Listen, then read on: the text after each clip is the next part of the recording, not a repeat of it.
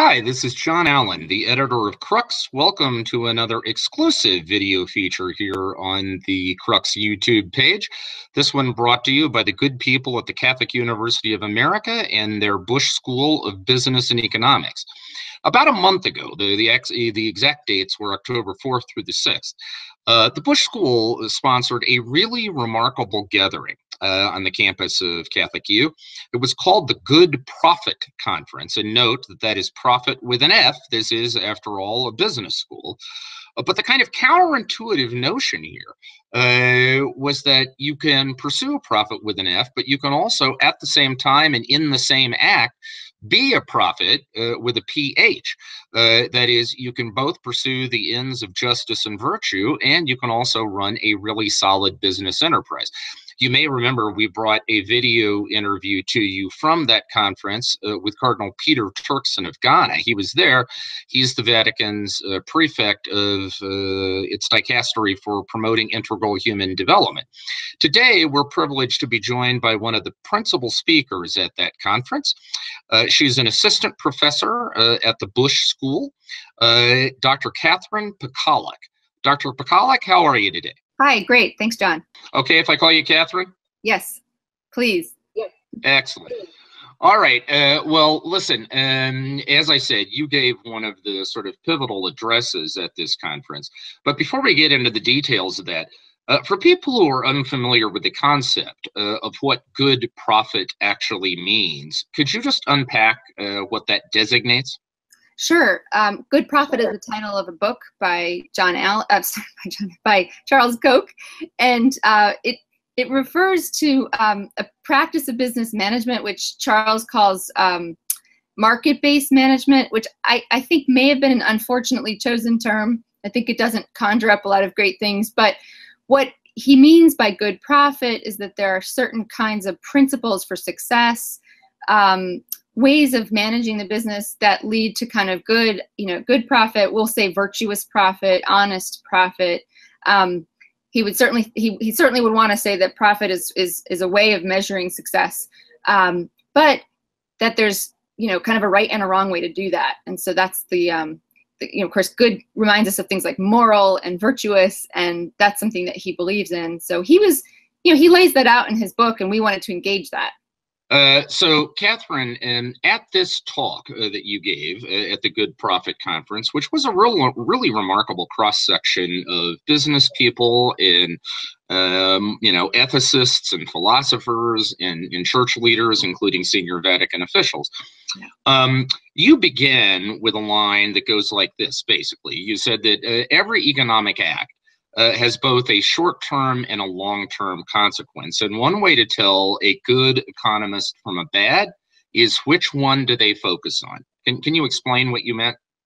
Yeah, so I was picking up on this line from Friedrich Bastiat, which begins one of his great texts on economics, where he talks about how we have a tendency, both as economists and as policymakers, to look at the immediate good effects of policies which are aimed at kind of short-term gain, fixing short-term problems, rather than at the long-term consequences of things. And, you could say essentially he's interested in a kind of economic conservatism. He's a little bit concerned about like expansionary policies and things things of that nature.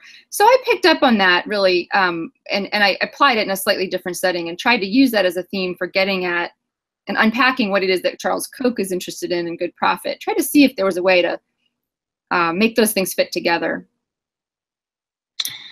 Okay, now, let's pivot, Catherine, from the fine points of economic theory to the somewhat counterintuitive and seemingly random subject of mountain climbing.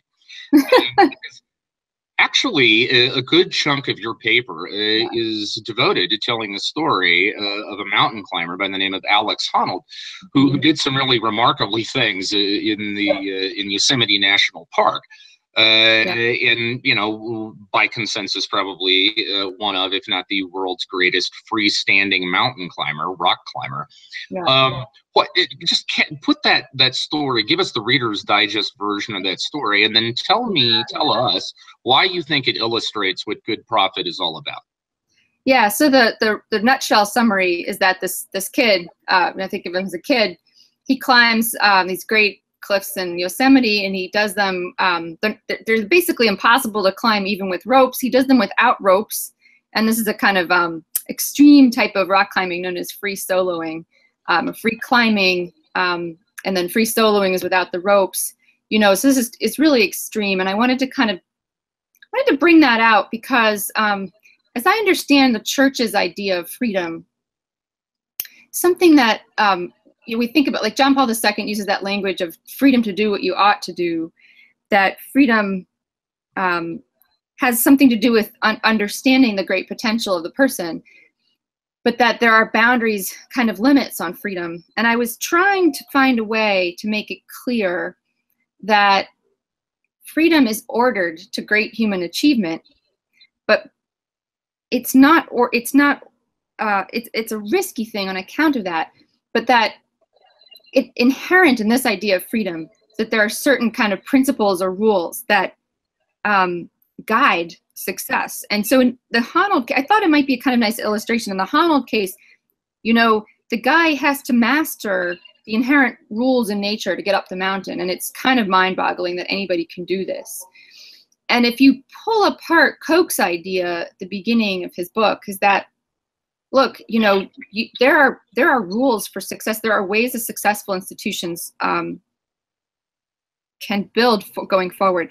We see it in the rock climbing case. It's harder to see in the case of businesses, and we may have lots of debate about how to do that. What are the principles of success? But that there are principles. This is not business and enterprise and other great human achievements is never a case of kind of, you know, just pure inspiration, throwing stuff at a wall. Instead, you have to master certain things. I hope that would be kind of a way of unpacking this idea that because we say that a sphere of human activity is free, we do not necessarily mean that kind of anything goes, or that you can become successful in any possible way that you like. That was the reason to use this. A little bit outrageous. Yeah, I like the other example you gave of Jordan Spieth. You know, you made the point that when Jordan Spieth goes out on a golf course, he's not just making it up as he goes along. You know, what he does in the course that day is the product of a mind-boggling period of practice, precisely to master the physical, natural principles that govern how you get a golf ball to go where you want it to go, correct? Yeah. That's right. And a guy like Friedrich Bastiat and What Is Not Seen and some of the other great political economists would use the language of discovering these laws. So like with Spieth, you know, he might say, well, geez, you know, I practiced, you know, 20 times more than my nearest competitor. And I've learned that there's a way you do this thing. And I can teach us, I can do this thing better than you can do. And so there's a principle there. And it's so much easier for us to see it in the realm of the physical. The outrageous suggestion that I think Koch is getting at, and I think a lot of the great political economists are getting at, is that there are better and worse ways of swinging the golf club when it comes to building businesses. We can think about markets, states, institutions. And these things are hard to uncover, but we can do them.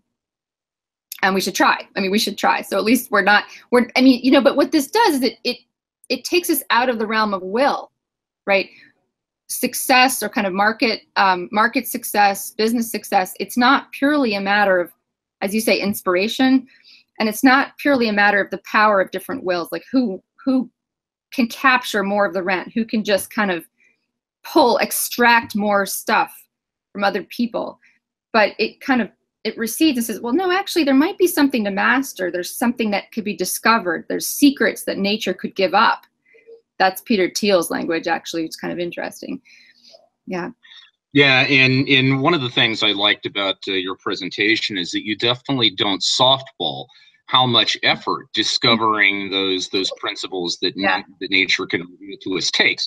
Yeah. You're right. I think this is part of your concluding line. You say this pursuit of good profit requires cultivating virtue, a life of prayer, sacrifice, hard work, mastery, sweat, weariness, and exhaustion. So this is not, that doesn't sound like this is for the faint of heart, Catherine. Yeah, no, that's true. A couple of the guys afterwards said, well, we got the point. You want us to work harder. You know? I guess there's some truth in that, but it's I think ultimately the big question for me is how to take these principles of ethics, because we think about ethics as the sphere of kind of what we can't do. You can't do that and you can't do that, and this is true about like sexual ethics. It's true about ethics in many political, like, and I would like to bring it back to the realm of kind of ethics are what sets you up for greatness. And yeah, that's gonna, greatness in any sphere is gonna be a painful amount of work, because that's the way reality is, the structure of reality. But I think it's a more attractive way to ground ethics. You don't aim to be ethical because you just want to play ball, or you've got to be compliant with some meaningless set of, you aim for ethics because it sets you up for greatness. Yeah. All right. Listen, last thing before we let you go. You were at this October 4 through 6 Good Prophet Conference at Catholic University of America, where you were making all these great points and listening, I presume, to great points made by others. Having gone through that experience, on the other side of it now, what are your big takeaways? What do you think its impact is likely to be? Yeah, so that's a good question. I think more in terms of the university. I think one of the things that struck me is how little of this dialogue has taken place about kind of what the church and her idea about ethics has to do with business. And I think a lot of that conversation has been superficial and not very interesting, but it could be a lot bigger.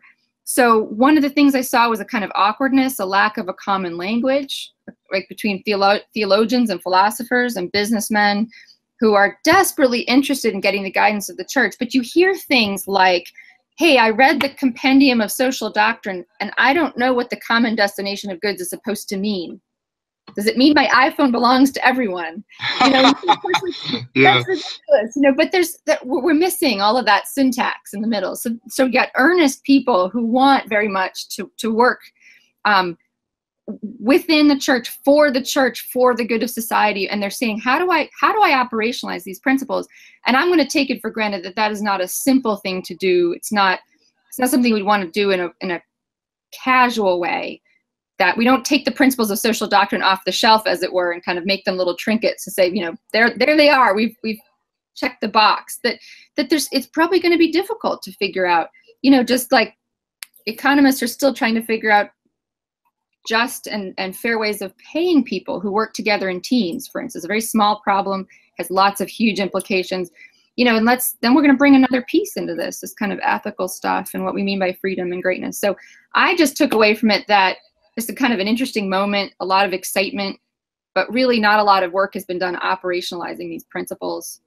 And I guess I take that's our job. That's what we're going to try to do going forward. So. Yeah, so you have your work cut out for you, but you make a very compelling case that it is work well worth doing. As this project, this effort to flesh out operationally what good profit looks like in the life of a business enterprise, as that continues to unfold, Catherine, I hope we can have you back on at some time and bring us up to speed about what you're discovering. I will. Yeah, thanks very much, John. Great. So this video conversation with Dr. Catherine Pakaluk has been brought to you by the Good Profits Conference, put on by the Bush School of Business and Economics at the Catholic University of America. You can find a full recap of what went on in that remarkable summit if you just Google Bush School, Catholic University, Good Profit. You'll find all kinds of information and background in it, and it truly is a kind of fascinating, evolving, and sort of novel, sort of uncharted territory in some ways. So it's going to be fascinating to watch that play out. Keep watching the Crux YouTube page. We will continue bringing these occasional YouTube video features to you. Until we see one another again, I am John Allen for the whole Crux team. You have a great day.